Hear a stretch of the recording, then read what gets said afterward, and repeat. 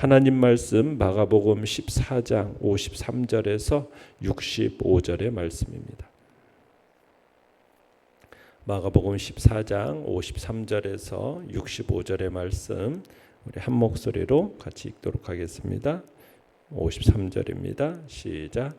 그들이 예수를 끌고 대제사장에게로 가니 대제사장들과 장로들과 서기관들이 다 모이더라. 베드로가 예수를 멀찍이 따라 대제사장의 집들 안까지 들어가서 아랫사람들과 함께 앉아 불을 쬐더라.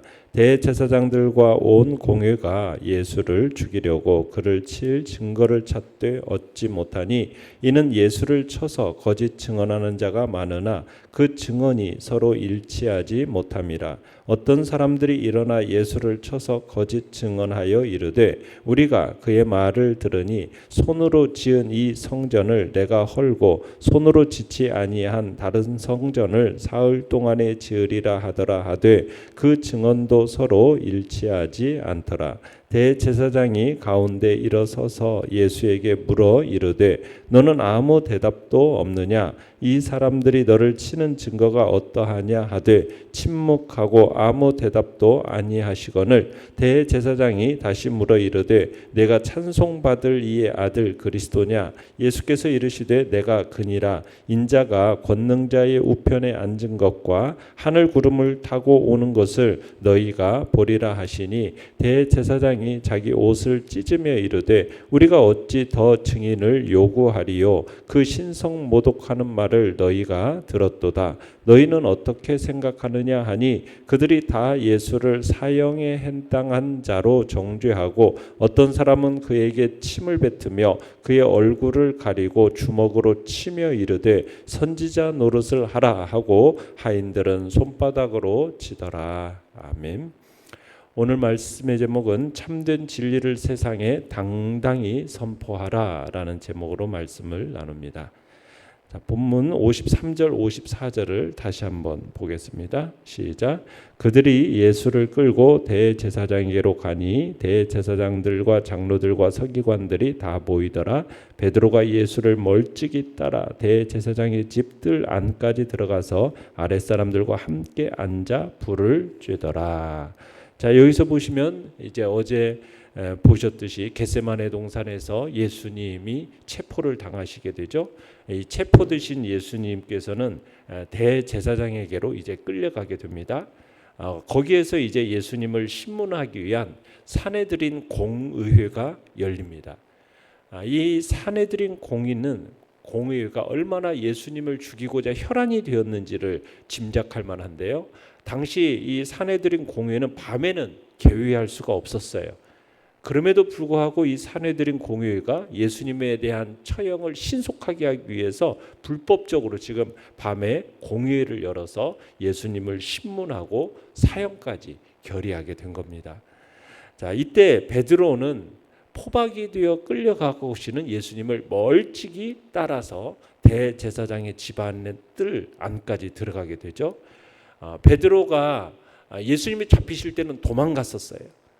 그래도 스승인 예수님이 염려가 돼서 다시 돌아온 거죠. 그러면서 예수님을 멀찍이 따라갑니다.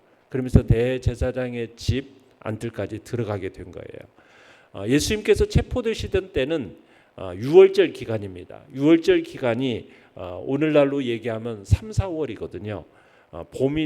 봄이지만 새벽녘에는 굉장히 쌀쌀합니다. 추웠어요. 그리고 이 예루살렘은 해발 800m 고지에 있었기 때문에 3, 4월의 새벽은 굉장히 좀 쌀쌀한 추운 날씨입니다. 그래서 가야바의 집에 사람들이 모였는데 불을 피우고 있었던 겁니다. 아랫사람들이 이 공회가 열리는 그 시간에 불을 피우고 그 불을 중심으로 그렇게 모여 있었던 거죠. 그 틈에 베드로도 함께 끼어서 또 추위와 두려움 가운데 떨리는 그 몸을 녹이고 있었던 장면을 우리가 보게 되는 겁니다. 자, 55절로 56절 읽어봅니다. 시작. 대제사장들과 온 공회가 예수를 죽이려고 그를 칠 증거를 찾되 얻지 못하니 이는 예수를 쳐서 거짓 증언하는 자가 많으나 그 증언이 서로 일치하지 못함이라.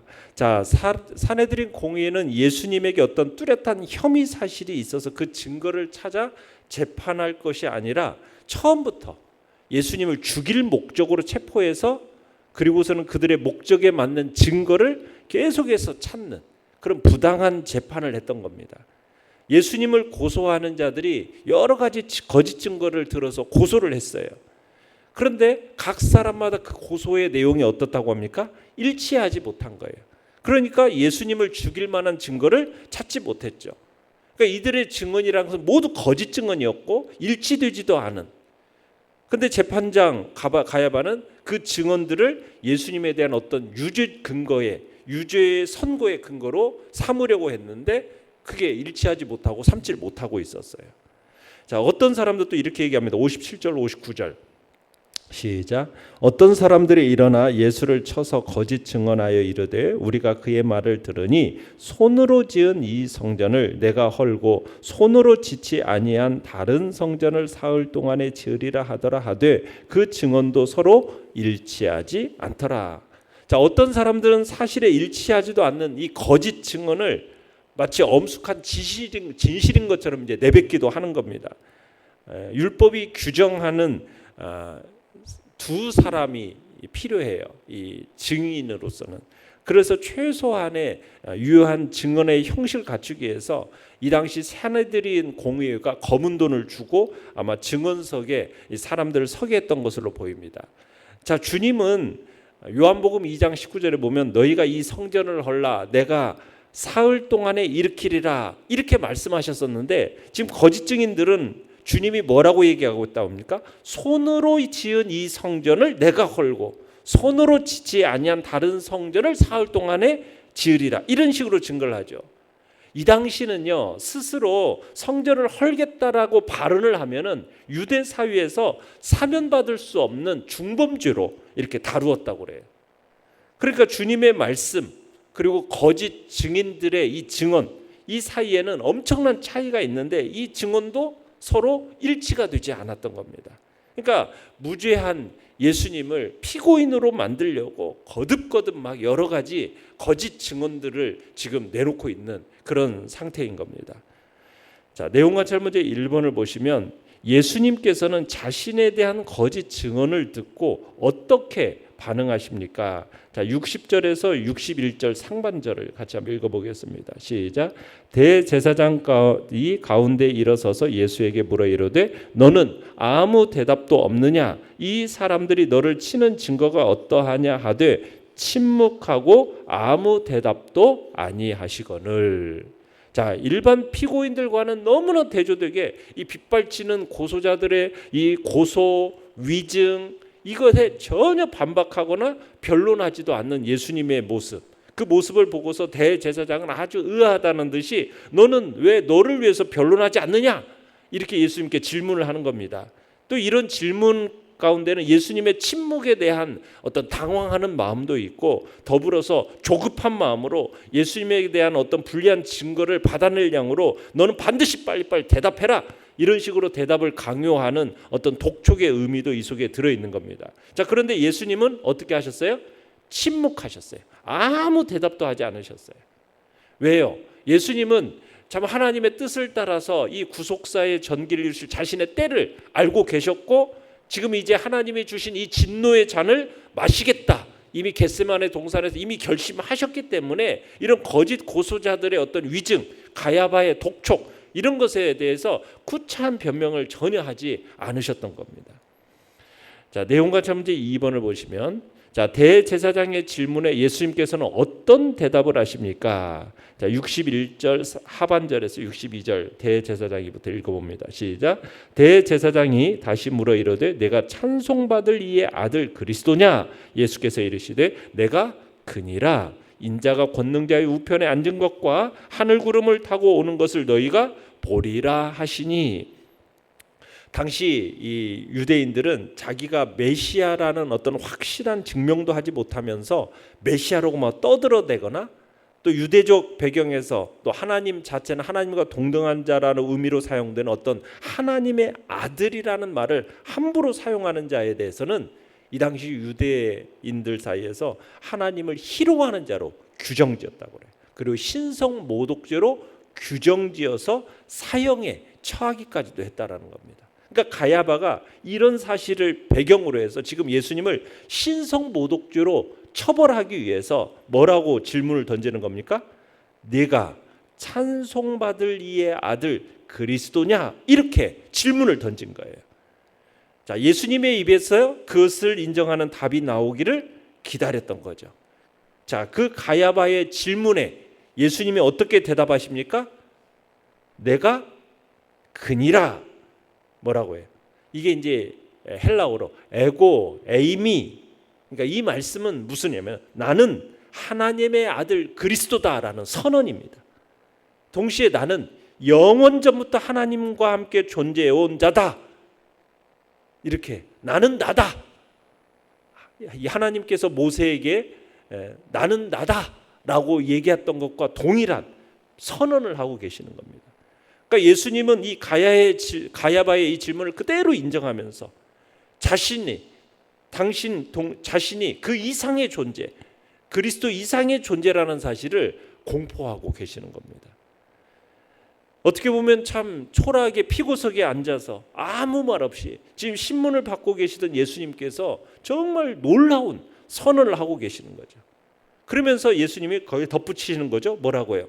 죽으신 다음에, 예수님께 죽으신 다음에 어떻게 될 거라는 걸 얘기하시는 겁니까? 부활하고 승천해서 하나님과 동일한 영광과 권세를 누리게 될 거고 내가 이 땅을 통치할 거다 이렇게 말씀하십니다. 그리고 거기다 덧붙여서 세상 끝날 재림하게 되면 이 세상을 심판하게 될 거라고 말씀하세요. 그러니까 가야바는 지금 예수님에게 그들 유대인들이 생각하고 있는 어떤 정치적 메시아, 이런 정치적 메시아로서 물어봤는데 예수님은 그 질문을 뛰어넘어서 본인은 신성을 지닌 존재라는 거죠. 너희들이 자신을 죽이더라도 나는 부활 승천해서 창세전에 아버지께서 누렸던, 함께 누렸던 그 영광 내가 다시 회복할 것이고 내가 장차 이 세상의 심판주로 다시 강림할 거다라는 사실을 공포하고 계시는 겁니다. 자, 그러자 63절에서 65절을 읽어봅니다. 시작. 대제사장이 자기 옷을 찢으며 이르되 우리가 어찌 더 증인을 요구하리요? 그 신성 모독하는 말을 너희가 들었도다. 너희는 어떻게 생각하느냐 하니 그들이 다 예수를 사형에 해당한 자로 정죄하고 어떤 사람은 그에게 침을 뱉으며 그의 얼굴을 가리고 주먹으로 치며 이르되 선지자 노릇을 하라 하고 하인들은 손바닥으로 치더라. 스스로를 메시아, 하나님의 아들 이렇게 선언하니까 이 예수님의 말씀을 듣자마자 가야바가 자기의 옷을 막 찢어버립니다. 극한 분노를 표출하는 거죠. 이 가야바가 극한 분노에 휩싸여가지고 그가 여러 겹으로 입었던 그 옷을 두 손으로 찢어버리는 겁니다. 그렇게 이제 재판장에 참석한 공의원들에게 자신의 기분이 어떠했는지 분노를 내보여 준 겁니다. 이렇게 자신이 메시아임을 공언한 예수님의 말에 대제사장 가야바가 어떻게 신성모독죄, 이 신성모독죄라는 이 죽일 죄목을 찾아내게 되었다라고 여기면서 본인이 인정한 이상 더 이상 무슨 증인이 필요하겠느냐, 필요 없다 이렇게 판단을 내린 겁니다. 그리고는 예수님을 정죄한 후에 예수님에게 침을 뱉고 주먹으로 치고 심지어 아랫사람들까지도 예수님을 손바닥으로 치고는 어떤 수치스러운 행동으로 예수님을 이제 대우하기 시작하는 모습을 보게 됩니다. 연구와 묵상 문제 3번입니다. 거짓 증언에 침묵하시던 예수님께서는 왜 내가 찬송받을 이의 아들 그리스도냐라는 대제사장의 질문에 대답하십니까? 어떻게 보면 지금까지 예수님은 침묵해 오셨어요. 자신의 정체를 밝히 드러내는 일에 대해서 참으로 침묵하셨고 또 자신이 메시아라는 정체를 사람들에게 알리기를 원하지 않으셔서 계속해서 자신을 어떻게 보면 메시아라는 걸 숨겨 오셨던 것이 예수님의 지금까지의 모습이었어요. 자, 그동안 예수님께서 자신의 정체를 숨겨 오셨는데 왜냐하면은 이 당시 유대인들의 이 메시아관이 잘못되어 있었기 때문입니다. 메시아를 어떤 메시아로 오해했던가요? 정치적인 메시아로 오해할 것을 염려했기 때문에 예수님은 그들에게 자신을 메시아로서 계속 숨겨왔어요. 그리고 억지로 임금 세우려고 하고 왕 세워서 정치적인 어떤 메시아인 왕으로서 세워서 어떤 로마에 대항하는 존재로 예수님을 만들려고 했기 때문에 이 잘못된 메시아관 때문에 예수님은 철저하게 자신을 숨겨왔던 겁니다. 그런데 이제는 더 이상 자신이 메시아라는 사실에 대해서 숨길 이유가 없어지게 된 거예요. 이제는 메시아임을 드러내도 이제는 더 이상 정치적 메시아로 오해받을 일이 없게 된 겁니다. 또 신성모독죄로 선고되고 사형당해도 이제는 무방하기 때문에 이제는 하나님의 때가 되었고 이제 하나님께서 이 땅에 이루실 그 구속의 역사가 시기가 이제는 되었기 때문에 예수님은 이 대제사장의 질문에 이제 정확하게 답변을 하신 겁니다.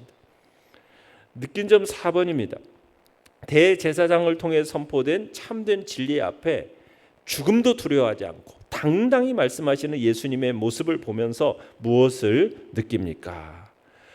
우리가 성도로서 이제 우리 자신에게 어떤 큰 위기가 온다 할지라도 자기의 신앙을 당당히 밝힐 수 있어야 함을 느끼게 됩니다.